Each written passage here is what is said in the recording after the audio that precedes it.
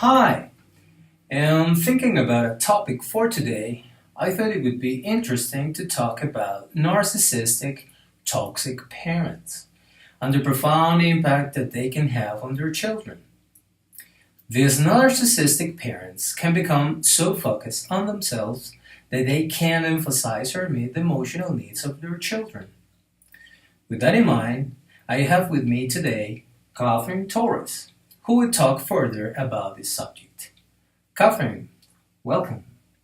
Hi, Julian. Thank you for having me. I really appreciate it.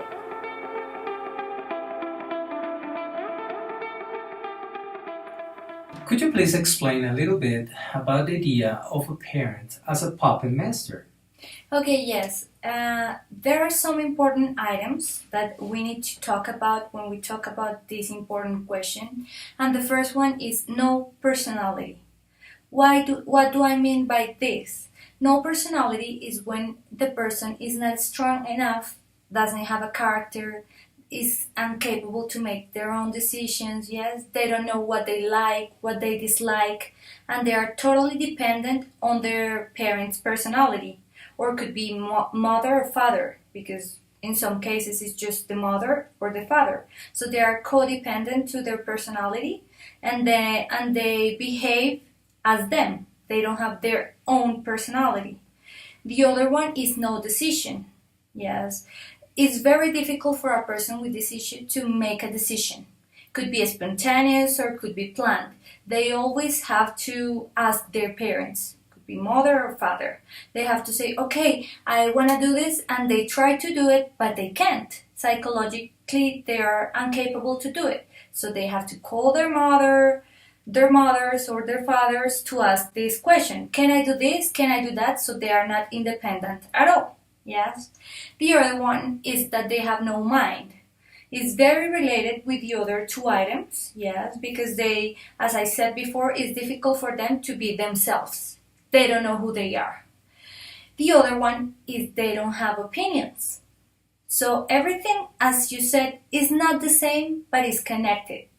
So they don't have opinions. They are all the time, they cannot be themselves. So, for example, their parents ask this person something, and this person doesn't know what to do because they are not themselves. So everything is very connected. Some people could say that it's the same, but it's not. There are very different aspects that could go together and make one important aspect. The other one is that this person normally never follows their hearts or their dreams. Yes, these kind of people, they are all the time following the dreams of another person. And they are very afraid of following their own path. And they don't have preferences. So as they are incapable to follow their dreams or to have their own goals, of course they don't have preferences. So it doesn't matter what I do, what I want to do. It matters what my parents want to do or what they want to do with me. Yes, as an extension of them, basically. I think that those are the most important items to talk about.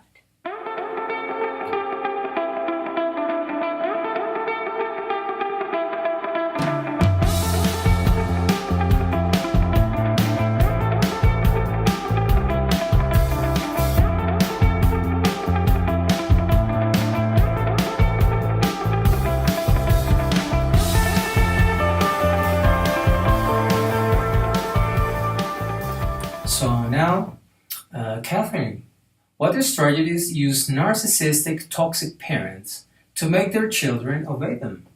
Okay, that's another very interesting question. Mhm. First of all, we need to know about brainwash. Why? Because sometimes toxic parents manipulate a lot. That's one of the characteristics they have. So they manipulate a lot. They brainwash their children. Yes. How do they do this? With guilt. They traumatize them. They tell them, okay, look, I am so sick, as an example. I'm going to portray an example because with examples, some people could feel identified and probably they don't know that this is a real problem. For example, they said, you didn't do something that your mother wanted you to do, and then you said, no, I don't want to do that, I'm not gonna go with you to that place, I don't feel comfortable, and then you spoke your mind. Yes. Immediately she's gonna brainwash. So what is she gonna do? She's gonna say, you are an ungrateful person, you don't love me, all the effort I've done, I've been giving you everything during your whole life, I've been the perfect mother, and look, this is the way that you pay me, etc., etc., etc. Could be with a lecture, could be crying, could be only with their look, because you know them very well, so you know that they are, or she just could say, I'm so disappointed. They use all these mechanisms to manipulate the person and to, or pretending to be sick, no? Exactly, yes. For example, I'm gonna have a heart attack. That's very common. So immediately their children are gonna be like, oh my gosh, I'm evil with my mom, and look, I'm gonna make her sick. No, mom, I'm gonna do whatever you wanted me to do. So it's basically that. That's one of them. First one. The other one is they play the blame game. Is very similar. So everything is your fault. For example, they are alone in their houses and something bad happened. Then they are gonna call you and they're going to tell you, this is your fault because you're never here, you have time for everything, you have time to be with your girlfriend, to be in your job, but you never have time for me, that's why I fall down the stairs, or I have that accident and I'm sick because of you. Everything is gonna be your fault. That's another way to manipulate, because if you're here in your house working, you're gonna be like, I gotta call my mom. Because probably if I don't call her, if something happened, it's gonna be my fault. It's not the children's fault, or not the children's. Let's talk about sons and daughters, because this is not a problem that happens with little kids, but with adults. That's the real issue there. The other one is that they are victimized. So as we were saying before, they are all the time the victims, and son and daughter are all the time the ones who are their evil characters and make them feel bad, and they are the bad guy of the movie. Or that's the way that they want to portray that situation.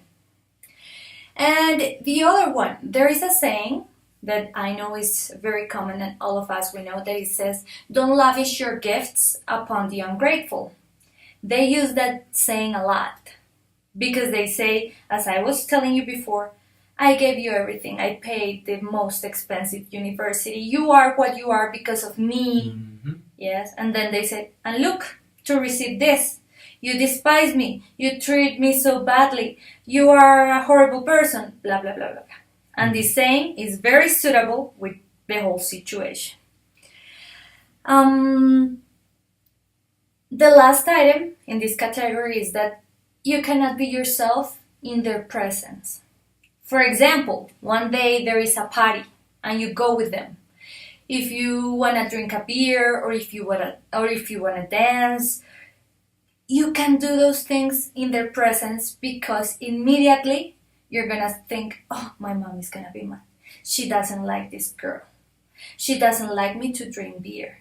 She doesn't want me to dance, because probably, I don't know, depending of each particular case, but this example is just for you to make a better picture of the situation. Or, for example, you like to do something in particular. For example, you can, I don't know, you like martial arts, and your mom think that that's not a good sport. She wants you to go to the gym, and if she catches you doing martial arts, it's gonna be a huge problem. So everything you do in their presence is a mask, because you cannot behave as you really are in the presence of your parents. That's really sad. Yes, it is.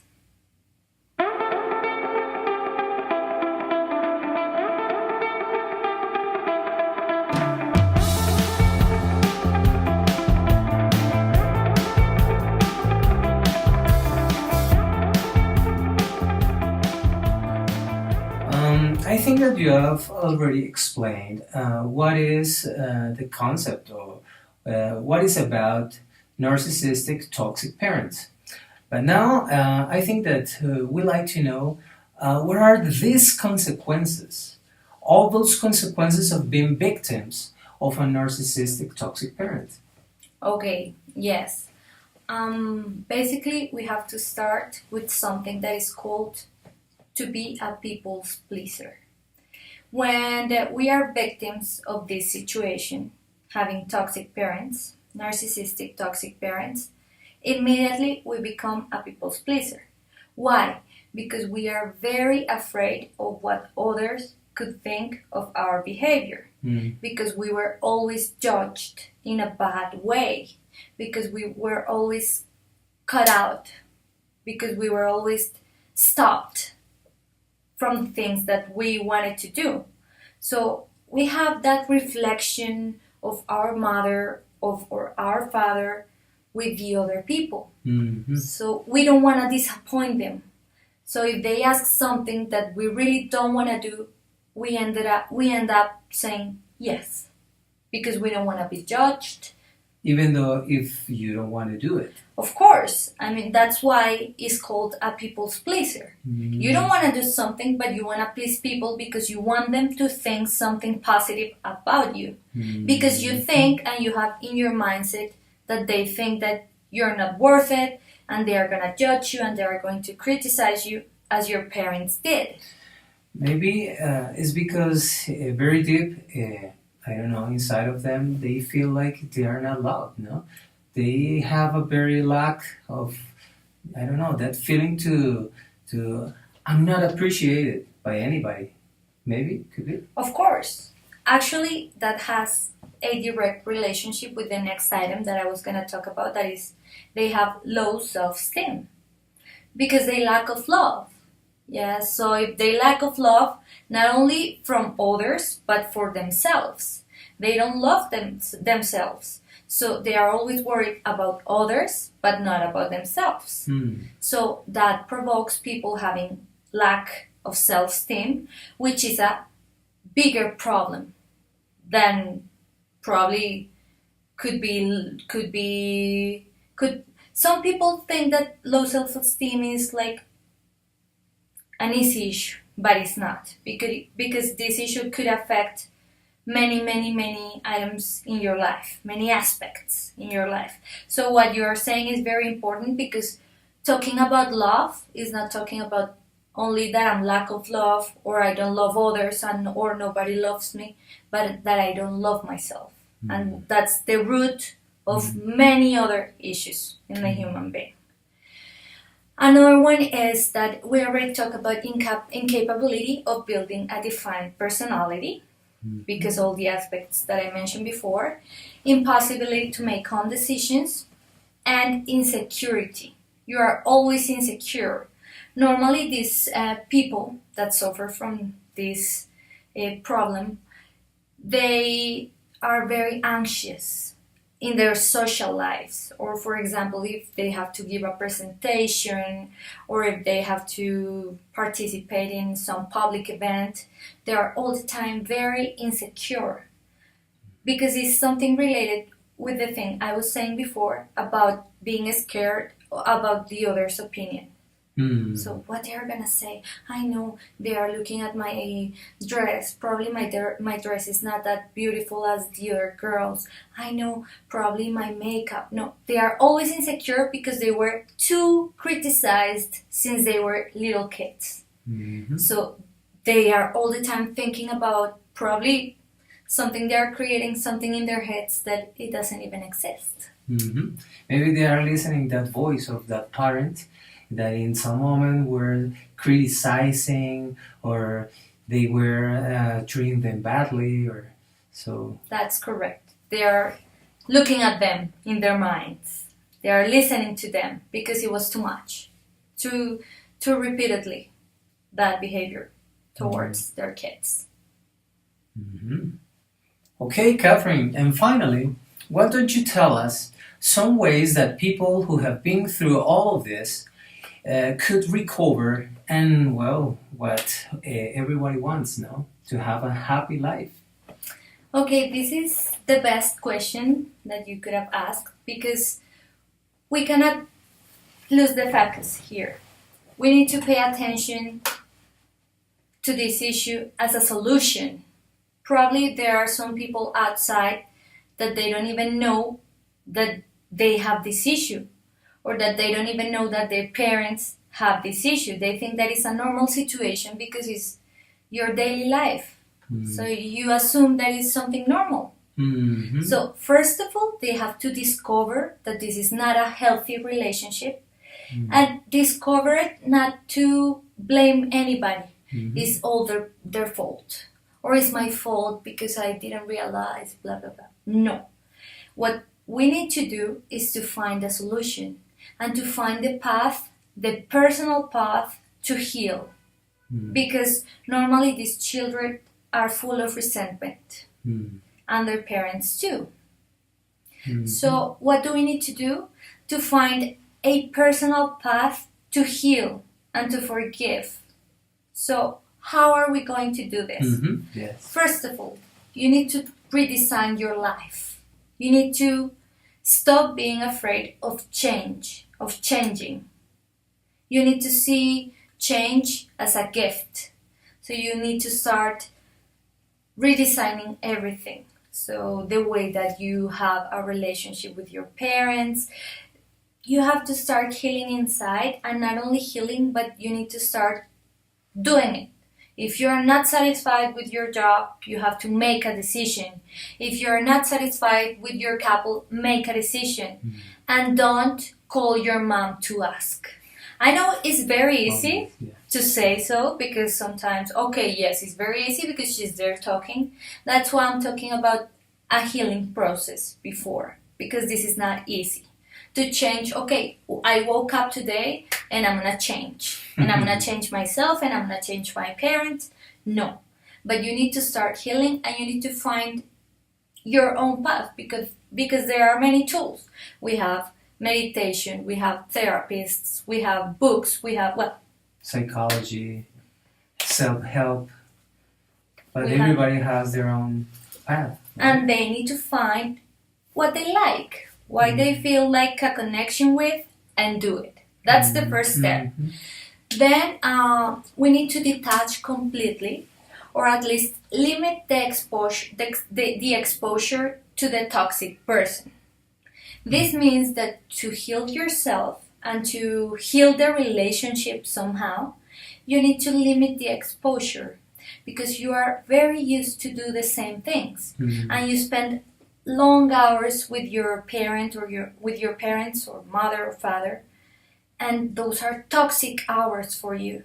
But you get used to it, so you don't realize it. It's like an addiction? Yes, could be like an addiction. So what do you need to do? You need to stop. I mean, I'm not saying to cut off your mother or your father, because sometimes that's, well, those are the family bounds, yes. But what you have to do is to think about yourself, to love yourself, to limit first. That's the first step. And then you try to love others and to forgive, because it's nobody's fault. So what you need to do is to limit the exposure, and in that way you have time for yourself and to change, to give yourself the opportunity to change and to move on. And the next one, you need to learn how to set real boundaries. If your mom or your father used to make make decisions for you, if they were used to choose Occupy your private places. Exactly. Your private place is your private place. If they want to choose a girlfriend for you, if they want to choose a couple for people, if they want to choose their career, their profession, their clothes. Their clothes, even their clothes. There are people who are 30-something years old, and their mom is the one that says, "Oh no, I don't like the haircut." And look, could be that they don't say it. They don't say, no, that haircut is not okay. But with the things that they say, they make you change. For example, you get a new haircut done, and you arrive so happy. and they see you and they start, "Uy, but you look kind of strange. I mean, you don't look okay. I think that in your office they are not gonna." So immediately you go home with that thought going until you decide to change your haircut. Mm-hmm. They didn't give you the order, Mm-hmm. but they manipulated. It was implicit. Yes, it was Yeah. implicit, and you are so used to follow their orders that you finally ended up doing it. Mm. Another thing is that this, besides setting real boundaries, that each person will know what are those boundaries about. Mm-hmm. You have to add more positive people to your life. You have to try to find people, friends, I don't know, couple, or I don't know, Partners. who don't judge you all the time. They are good. They are giving you positive things. They are giving you good things. They are bringing good things into your life. You need that. The person needs that. Acceptance, no? Exactly. And if you get a new haircut and the haircut is not the best or something, they're gonna say, "No, you look nice. Don't worry about it. It's just a haircut." Positive attitude in your life. Mm-hmm. Spirit. That's what some people need. As I said before, you can go to seminars, lectures, reading, listening, videos. We have internet, we have many tools, and we can identify with people who have been there and people who really know what is it about. What are we talking about here? When you have a problem with your relative or with that person that is so toxic, don't engage there. Don't stay there. Don't argue. Because then you're gonna arrive to your home and you're gonna feel like affected So by stressed. it. Stressed. Yeah. Cut it off. Go away. And finally, use those people. Use your parents, toxic parents, or whatever, as a mirror. Do you want to be them? Do you want to be like them? Are you behaving like them already? So I think those are steps. I know that this is a very personal path that we need to follow, but I think these are things that could help a little bit to start with the first step to solve this issue that is affecting so many people nowadays and they don't even know it. Yeah. Okay, Catherine. Very, very interesting. I think now this subject is way clearer for us, and I really want to thank you for your time, and I hope maybe this could help somebody. So, again, thank you so much, and I'll see you next time. Okay, Julia, thank you for inviting me again. And yes, I hope we can meet again to talk about another interesting topic. Bye!